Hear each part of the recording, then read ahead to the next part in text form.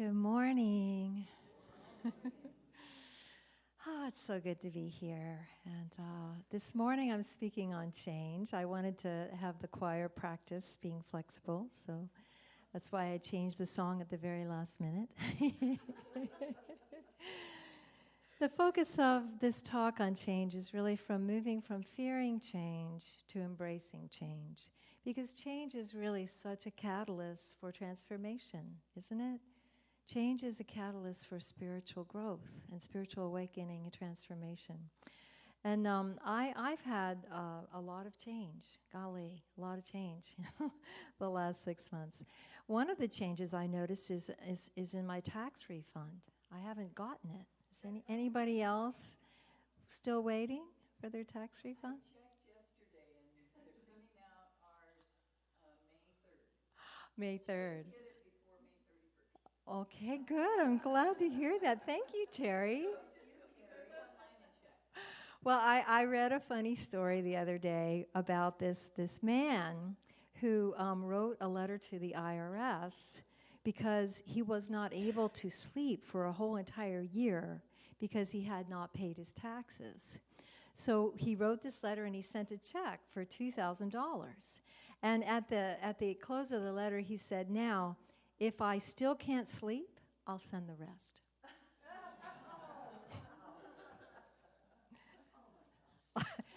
It's a joke. Life is change. Growth is optional. Choose wisely. So it's an old saying, a wise saying. Life is change, isn't it? Growth, though, is optional. We get to choose. We get to choose how we meet change. You know, change tends to shake us up. It really tends to push us to grow.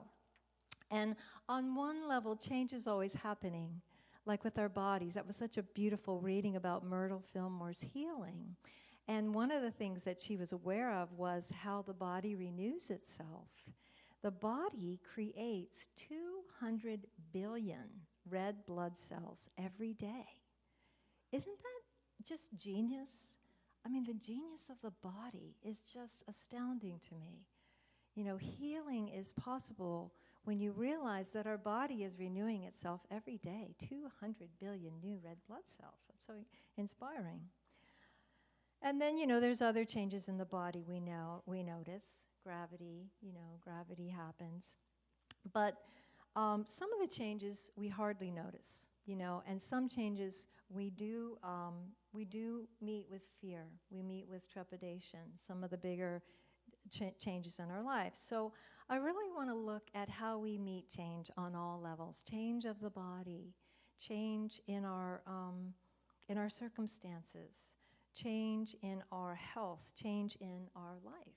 I want to look at how we meet that. Creatures of habit, that's what human beings are. But we're not just human beings, we are spiritual beings too. But the creature in us loves routine, it loves stability, it loves our little hovels, our little homes, our little routines that we do every day. That's what we call getting grounded, right? We love to be grounded. And if we do have change, we like change in small doses. And we like to choose our process of letting go if we're letting go, right? Versus having our house burned down, you know. We like our changes to be that our situation gets better, right? And we like our changes to be that our situation gets more amenable to our well-being. But when life brings us a change that makes our life more challenging, we tend to resist it. We tend to fear it. And it makes us feel insecure. And that's natural to the animal part in us. And so I chose this subject because these last 6 months, since I lost my home in the campfire, have just been full of so much change. So many constant changing circumstances, most of them challenging. What has helped me most? This is something I was talking with my friend last week on a long walk on. What has helped me most is that I trust life. And I think I said this to you back when the campfire happened. No matter what I really realized from that experience is that I trust life. I trust life implicitly. And I was sharing this with my friend on a walk, and he said, that sounds like surrender. That sounds like spiritual surrender. And I said, it is, actually. It is. It's a surrender to life, because I know life is good. I know life is benign. I know, like as Einstein said, this is a benign universe. And I know that the source of everything is love. The source of everything is love. And so I trust love. I trust love. I trust that love will get me through. And the reason that I chose this serenity prayer to sing this morning is it has so much wisdom in those 3 lines. It is such an amazing prayer, full of so much wisdom. It expresses that delicate balance in the play of both surrendering to what life brings and also using our creative power to create what we want life to bring. And, you know, our creative power, how is our creative power expressed? You tell me. How do we express our creative power? First, we have a desire, right? We have a desire. And then we use our thoughts, and we bring in positive emotions, and we raise our vibration. Did somebody say that? We raise our vibration. And that's how we create our reality. But one of the things that I think begs our attention that this prayer is really about is that capacity to discern what we can change and what we can't change. Because sometimes I think we don't know. We really aren't sure, you know, what we can change and what we can't change and how much we can change it. So you probably heard that I had to move out of my last little studio last month. It's a long story. I'll try to make it really short, but they were cooking drugs over the fence, and the smoke was coming into my house, and it was making me sick, so I had to leave. And I was praying for them, but my prayers, well, they might just be delayed, right? So at one point, I came to church and did Sunday service March 24th, and then I went home, and I was just feeling really bad, and a friend called, and they said, just get out of there and come up to Shasta, Mount Shasta. So I drove up right then and there, and the next morning I had a really high fever, and I had a high fever for about 4 days, and I had a really bad lung infection. Carolyn heard me during that phase. But one night, with that high fever, I was feeling kind of delirious, but I was really getting in a funk, and I was just feeling like life is hard, and I was really focusing on what wasn't working. And I just was, you know, kind of spiraling down. I was just in a really bad space, and I went, I know better than this. I can't stay in this space, right? And so I prayed, and the guidance was, put on some Abraham Hicks videos, you know, because I was trying to write a talk on change and embracing change, and my mind was on fire, and I was just, I couldn't. So I put on some Abraham Hicks videos on how we create reality, and then I got in the tub with Epsom salts, and I left the door open so I could hear the video, and one of the first things that she said that helped me so much was, this is just so simple, but I think we need to hear this every day, take your attention off what you don't want. Take your attention off what you don't want. It's so simple. But do you know how much time we spend on what we don't want and what we don't like? How much attention during one single day we put on that? It's fascinating to examine your mind and become a witness and watch your mind, because we spend too much attention on what we don't want. So I did. I took my attention off what wasn't working and what I didn't want. And I got still. That was her next bit of guidance. Get still, get empty, meditate, open, pray, do your spiritual practice. So there I was in my Epsom salt, hot bath. And I was empty, and I was still, and I truly started to feel my vibration totally shift. And I felt a flood of light. And then, you know, I heard her say, okay, now create what you want. You know, create thoughts of what you want to create and be specific, and let it inspire feelings. Let it inspire the emotions of the joy that you feel in that creation. And so I did. I really worked on what I want to create, and I could see it, and I could feel it in a happy, safe home, a place I felt healthy, and I just worked on that. And then I felt what she says you feel when you're successful. And that is, I just felt a real shift. I felt joy. I felt this is even fun. I'm actually having fun.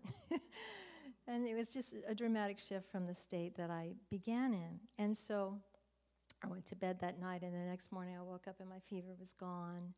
And within about 2 weeks, I had a wonderful place in Chico to live. Thank you, God. And, yay! And also a place in Mount Shasta and a place in Ashland. It's like, I did the work and the universe flooded me with gifts. The universe comes through that way. So to review, we get still. We raise our vibration. We put our attention on what we want to create, and we let ourselves feel more positive emotions. Okay? So let's examine the wisdom of the Serenity Prayer line for line.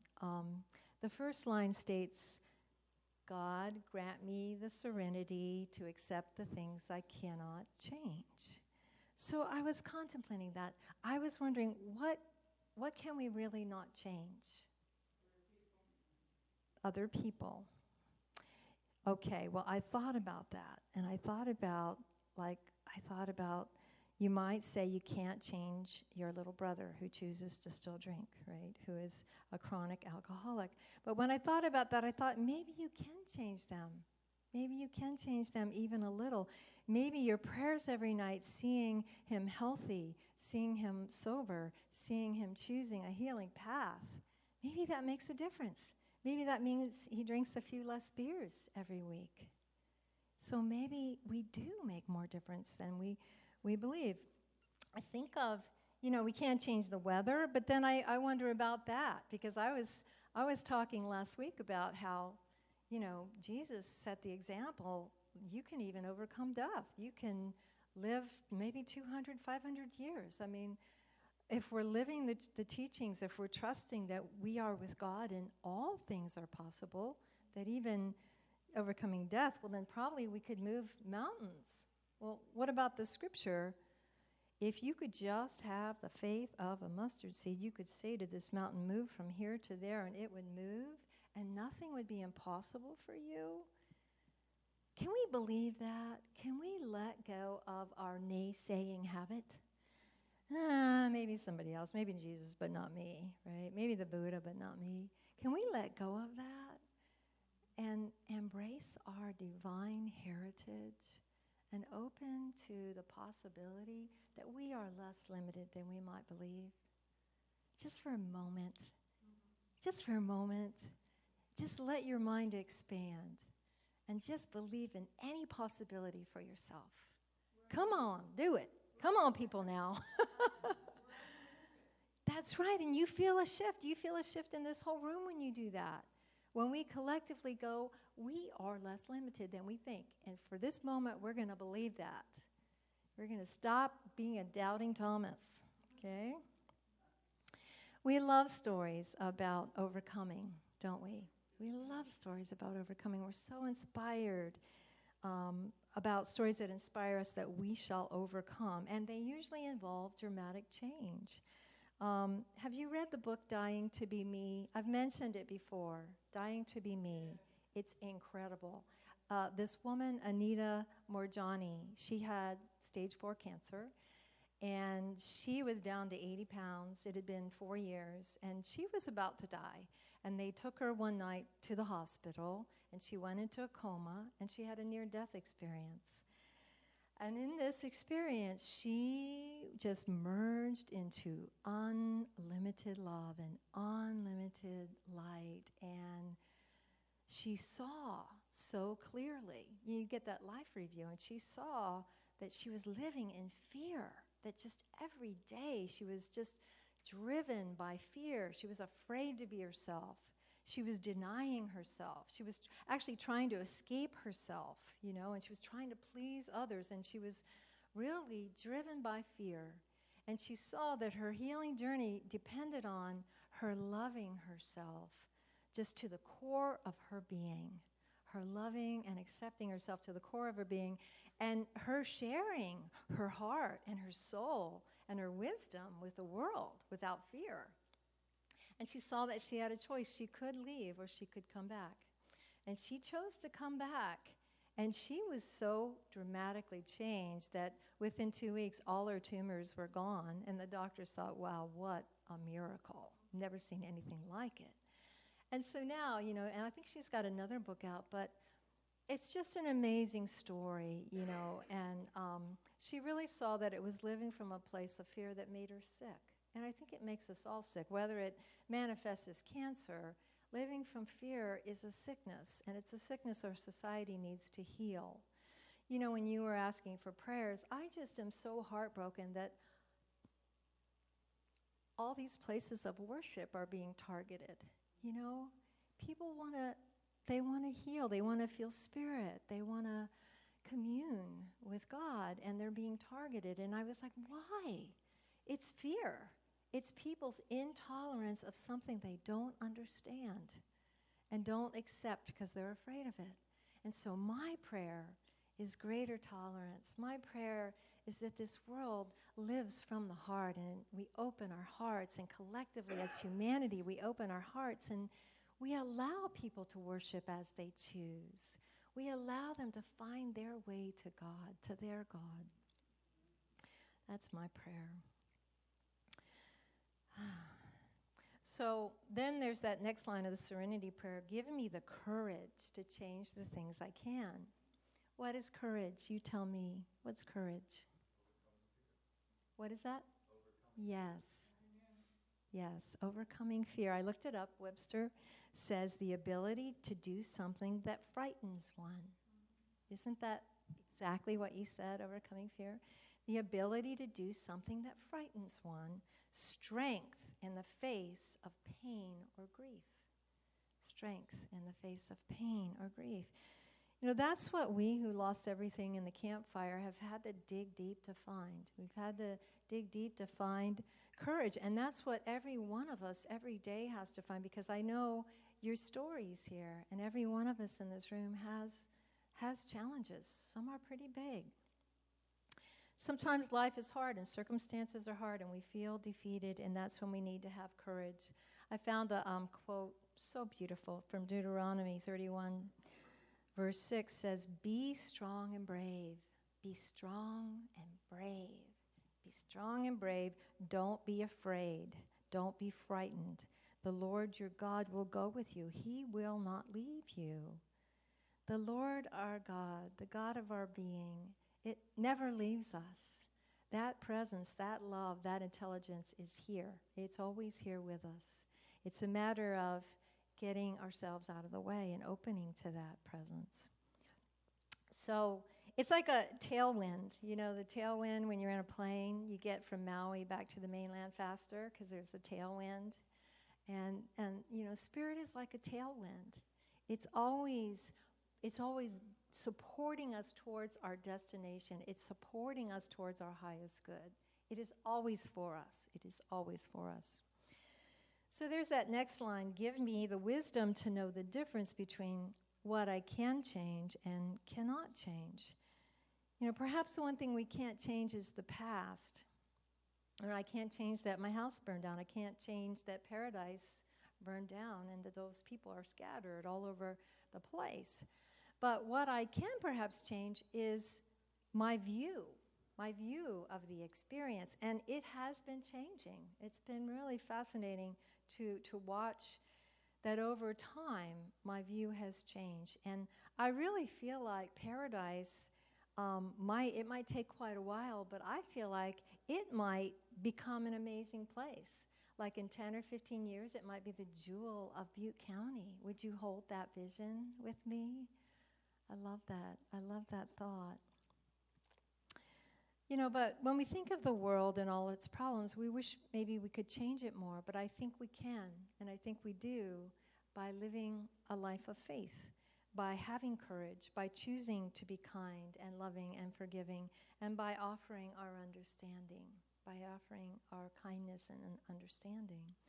I think simply being still more, being calm more, that is adding a healing energy to this frantic, chaotic energy of the world right now.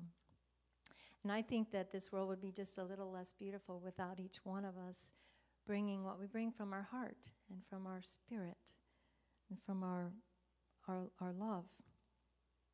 So thinking about, this 6-month anniversary we're coming upon with the campfire, I think many of us are at a place where we're able to finally feel a sense of new beginnings, and not to discount or not acknowledge that some people are still suffering, and suffering a lot. But I think a lot of people are rebuilding, and it's very inspiring, and I feel that in myself.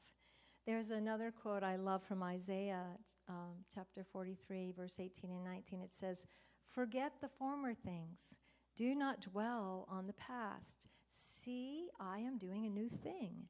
Now it springs up. Do you not perceive it? I am making a way in the wilderness and streams in the wasteland."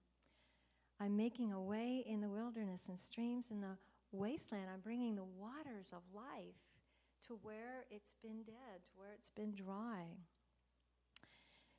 I'm finally getting to a place where I am actually, in a way, I'm so glad that all that stuff I had in boxes in the garage burned down, some of that stuff, Ray can attest to it. I had boxes I've been moving for 30 years. I haven't opened in 30 years.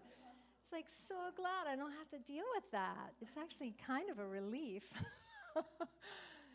I do miss some of those pictures. There are some precious pictures that I'll never see again. But my mom's got pictures, and she wants to spend some time. Let's go through. So I'm getting to a place where it's actually kind of fun in some ways to recreate everything. Recreate my wardrobe, recreate my kitchenware, my artware, my furniture, my jewelry, my piano. The piano's a different color. It's got a different sound, all of it. So when we can cultivate equanimity, it's a kind of unattachment to things changing.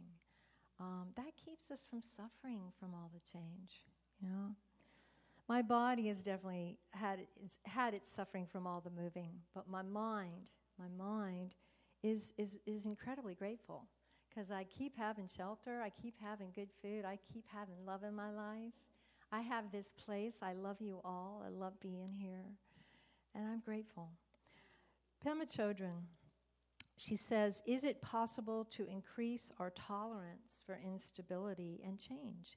Can we make friends with unpredictability and uncertainty and embrace them as vehicles of transformation?"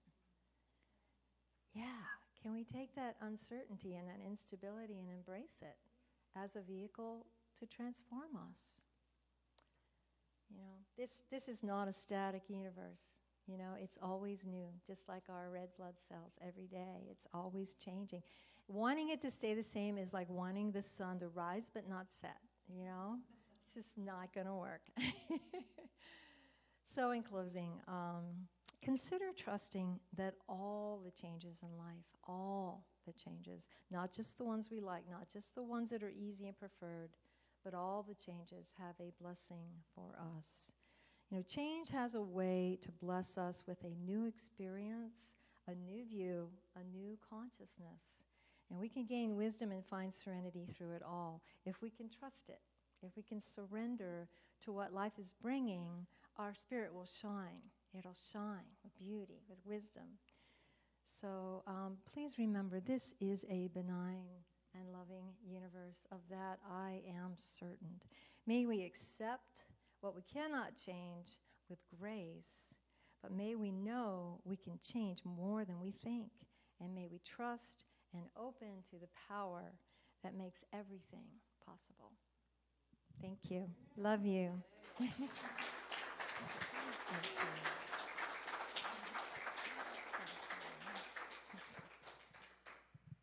Wow, thank you. Ooh, change.